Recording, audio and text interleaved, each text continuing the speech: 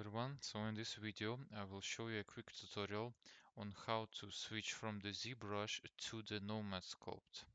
Now I've been using the Nomad sculpt for a while now and I really like it. And since it came out on the desktop, I would want to really show everyone who uses the Zbrush that the Nomad is an awesome program.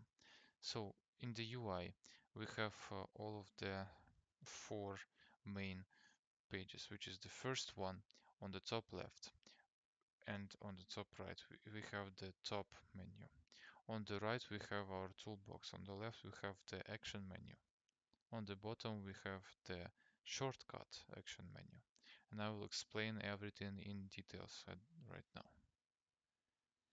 So in the top left, the first button that we see, we have the project. We can save, delete project, make an autosave, import, export meshes. Second one, we have the subtools. We can add primitives, add groups, add repeater slides. By the way, I would strongly recommend you learn the repeaters. They are amazing. On the next one, we have the mesh menu. We have here the subdivisions, the multi-resolution. We have the voxel, which is the Dynamesh. We have the dynamic topology, which is the Sculptis Pro. And we have the miscellaneous, which you can see, the big texture, the quad remesher, which is a good substitute to zero mesher. And I will show you right now what exactly is this menu. So as you can see, we have the multi-resolution. It's the same thing as in ZBrush. I will turn on to wireframe to better show you. You can subdivide your mesh. You can go lower on your subdivision, reverse subdivision. If you had subdivisions before, you can delete higher, you can delete lower. It's the same thing as subdivisions in the ZBrush. The second one, we have the voxel, which is almost the same as the Dynamesh. I would say that Dynamesh in ZBrush is better, but I hope that Nomad will turn this voxel menu in something better, in something greater. So the voxel, I'll just show you. This right here, when you choose the resolution, it will show you approximately how large your one face will be. So at the moment, let's say, I would say remesh. And here you go, this will be your remeshed mesh. The second option, we have the dynamic topology, which is the Sculptis Pro. So I will choose the regular clay build-up, and yeah, it's turned off. So here it is. So yeah, it's adding the topology when you're sculpting. The same thing as Sculptis Pro. The second option, the next option, I would say, we have the materials. You can choose all the different types of materials in here. You can choose the smooth shading, two-sided meshes, everything else in here. For the materials, the textures. Next option, we have the shading. You can choose the lead PBR shading, the regular matcap. In this option, you have all of those presets matcap that you can choose. It will apply all the matcaps to all of the meshes that you have on your scene, not only to this one. Next we have the unlit to show just the regular color. Next we have the quality, which is for the I mean it is for the preview, but I've never used it, so move on. We have the background. You can use the reference image. For example, I've imported this image already. As you can see, you can use this image before your mesh, or you can use the overlay menu to kind of place it behind, or you can turn off the opacity also. Next option, we have the cameras. You can add different views to your cameras, and also interesting thing is that you can place one camera. For example, this camera will be with the reference. I will update it by clicking this button right here next to the pen, and the second camera will be not with the background. So for example, I will update this view also. So here we go, we have two cameras. It's a pretty cool trick. We can set up the cameras in here for the animation. I guess the speed menu for the cameras. We'll move on. The operations, I would not use it because it's the regular gizmo that you can have, that you can use from the toolbox menu. but it's just more complicated, and right now at this moment it's pretty buggy because when I've started using it, it stretched my canvas completely and I've lost my project.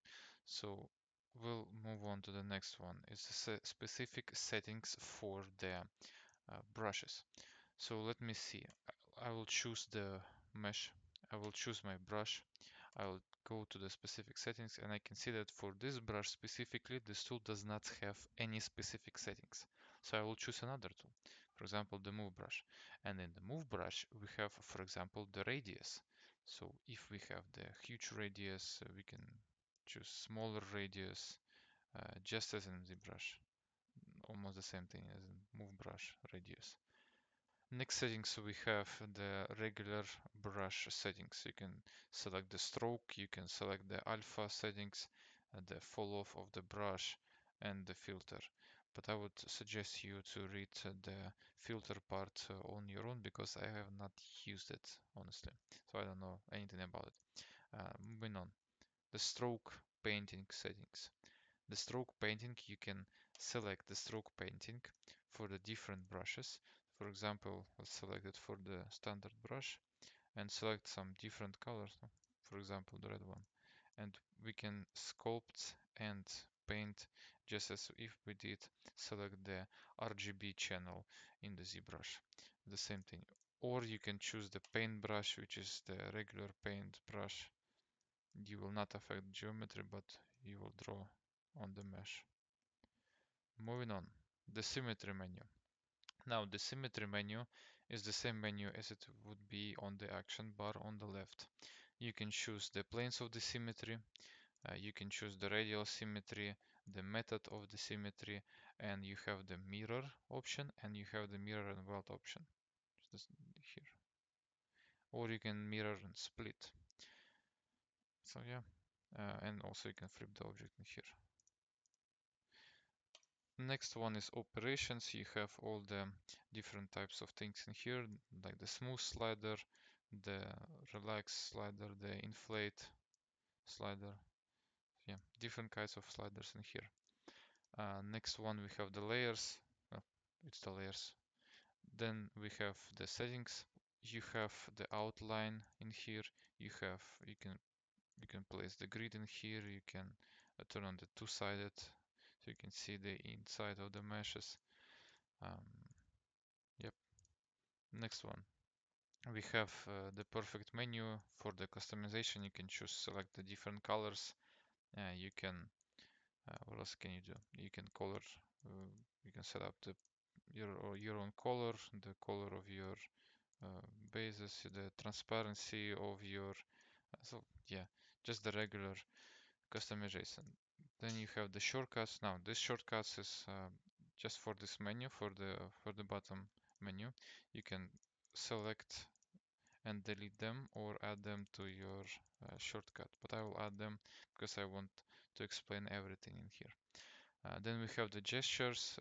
It's mainly used for the iPad, but I don't know why would they add the fingers on the desktop. Maybe they forgot about it.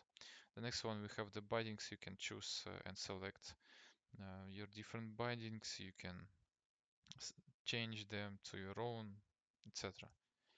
We have the toolbox, the clay, which is the regular uh, clay buildup, as in ZBrush, brush, standard brush. Now this one brush I've copied from this one. You can just click on the brush left on the left mouse and click clone. And now on this new brush you can rename it. You can place your own icon. You can modify it by using the stroke menu, the regular stroke menu, the alpha, the fall off, and it will be your own custom brush. I use it on the iPad. I really love this feature. Then we have the move, the drag, smooth, mask. Now this mask is just the mask brush, and this mask is the lasso. You can choose from the action bar on the left. You can choose the polygon. You can choose the regular lasso, the polygon line, rectangle, and ellipse. Now we have the paintbrush. We have the smudge brush, which is just for the color. It will not affect geometry whatsoever. The flatten. I don't know why it's not working. Yeah, it's working. So the regular flatten brush, the planer, crease, again the damn standard, pinch, trim, uh, and the trim is awesome in here because it will not give you any types of errors, and it will not um, and you will not end up without your model. So even if it goes to failure, it will just say, oh, it went to failure, try again. You can do whatever you want with this brush and it will do it. See? It will just do it. Amazing brush. I like it. I will delete the scene. What else do we have? The split. You can split your mesh into different parts. As you can see, it's now two meshes. You can project. I don't know what the project is, but it's really complicated and I've never used it. We have now the layer brush, which is just a simple layer, pretty easy brush. Then inflate, of course, notch, which will be just for the geometry. Stamp is the IMM, so you can choose the different alphas from here. For example, this rake, right? And you can just IMM brush. Delete layer if you had a layer. For example, let's add this layer of red color. And if, for example, I would want to make a stripe in here. So I just take a delete layer and delete it. Now, the tube, I will explain everything about the tube in a separate part of this video. Now the lathe, or what is that called? I don't know.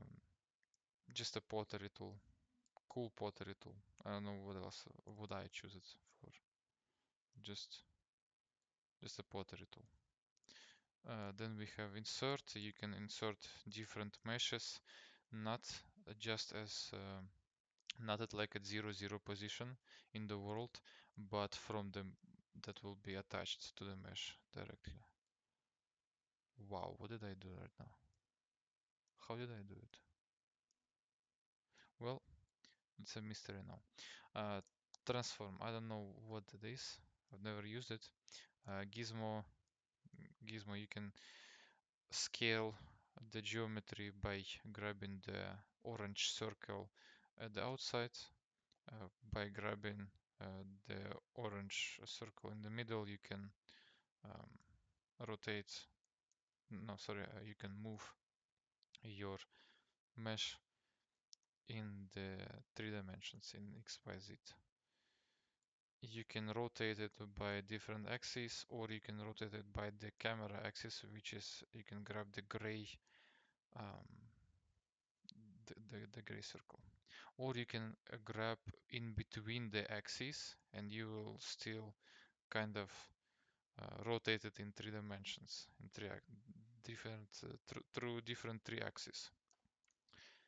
Then we have the face groups. What can I say? You can select separated by normals, separated by the UVs, etc. Polygroups. Then the height, you can hide different meshes, you can hide different polygroups. If you had them turned on, you can hide them. If you had like different polygroups, for example, just create this polygroup. And for example, I would like to hide this polygroup. You can just click on this button, polygroup on top, and just click on it, and it will show you that, well, hide it.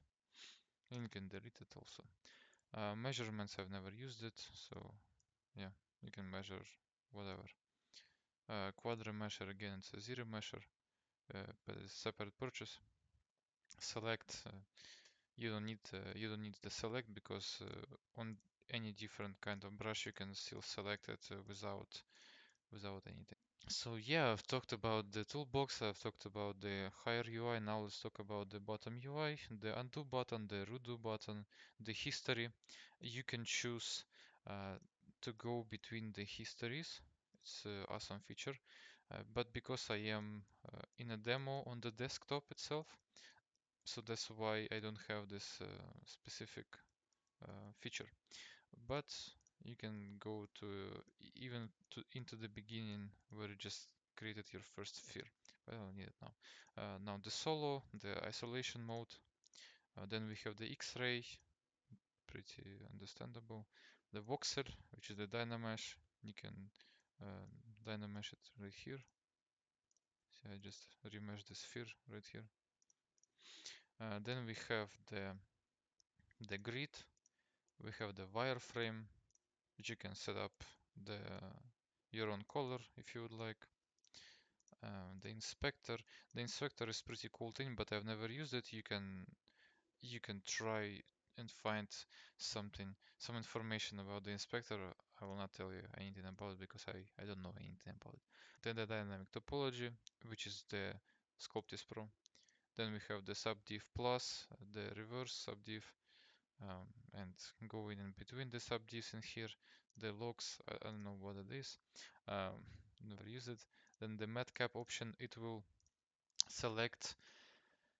deselect the matcap, and it will show you the different option that you chose. So if, for example, if I chose right now the regular color and I turn on the matcap and turn it off again, it will show me the regular color. If I chose the PBR, I click on matcap, it will show me the PBR.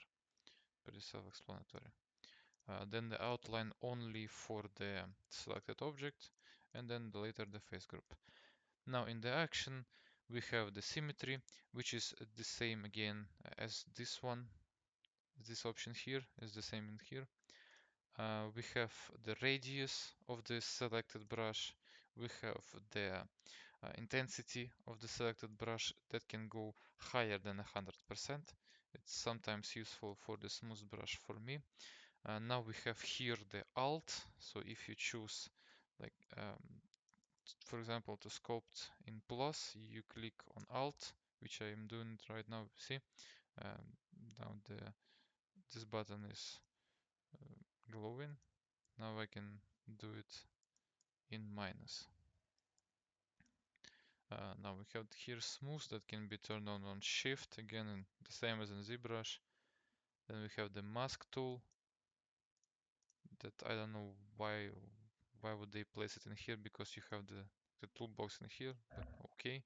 The height, also again the same height as before. The gizmo, same before. And then I think it's the alpha, yeah. It's for here we have the alpha that can be chosen for the selected brush, and also the painting, the stroke painting for the specific brush selected. So that's everything. I've explained almost everything that needs to be explained, and I will explain the tube brush in separate part at the end of this video. And also I forgot to mention the extraction of the meshes. I will also share it right now. So for the mesh extraction, if you would like to extract your mesh, you just need to select your object, mask the part that you would like to extract. For example, this part. You need to go then to specific settings of the brushes, and then you'll be able to see the option of preview for extract. You can select the thickness, the smoothness of everything on only borders. So yeah, and you can click on extract when you're done, and it will create this shell. Now onto the tube brush. It's an amazing tube. Honestly, the tube brush is the best curve brush I've ever seen. Not only in here, but in ZBrush there is no such thing as a good curve tube in ZBrush. So Nomad, thank you very much for this brush. I've been using it a lot.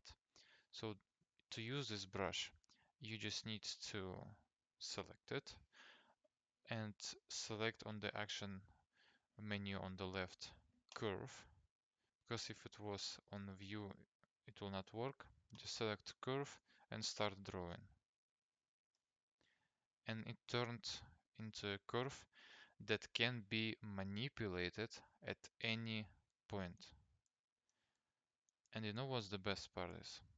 If you were to select and, like, for example, start working on this object in here, if you were to even select and create different curve tubes again, the first curve tube will still have its own properties as it was before. So you can add the hair. I am mainly doing hair in this with these curve tubes. It's really useful. You can change the radius by holding down the orange square, the orange circle, or whatever it is. You can choose different parts. You can manipulate it however you want. This is the best curve tube. And also you can select the radius not only for this object, not only for the whole thing, but for only one point or for every point. So you can do something like this, you can do something like this. Full freedom, full creative freedom. Also with the curve tube, what you can do is you can create a profiles. Now the profile is just a flat that will be followed by the end of this curve tube. So now the curve follows this profile, but you can, for example, do a dent in here and it will follow. See, the curve is now not a cube, it's now it has a dent. So if I were, I can make a star, something like this. Seems like a star. So yeah, mainly I use it for the hair. It's an amazing tool. You can do the presets. Um, you can like scale it. You can make it bigger, smaller, whatever. Rotate it. Amazing tool. And on the iPad, you can save it. And even after you closed your app completely, the curve functions will still remain in place even after you close the uh, even after you close your project. I don't know about the desktop, but I think it's the same in here. So it's an amazing tool. And I wanted to show you what I have been doing with the curve tube. So that's one of my previous projects that I've been doing.